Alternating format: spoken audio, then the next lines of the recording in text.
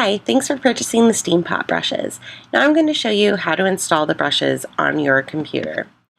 You're going to open Photoshop and you're going to click on the brush tool in your toolbar, and then you're going to go to the tool options and you're going to click on the arrow next to your brush, and then you're going to click on the gear, and from there you're going to click Import Brushes. Now you'll navigate to where you downloaded the brushes onto your computer, click on them, they're called PSP Steam Brushes, and click Open. Now that will put the brushes in your brush panel here, and you'll just scroll down to the bottom until you find those brushes.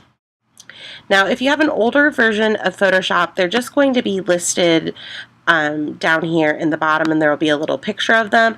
If you have the newer version of Photoshop, it'll actually put the whole folder here, and then you can see right here is the whole folder that was installed.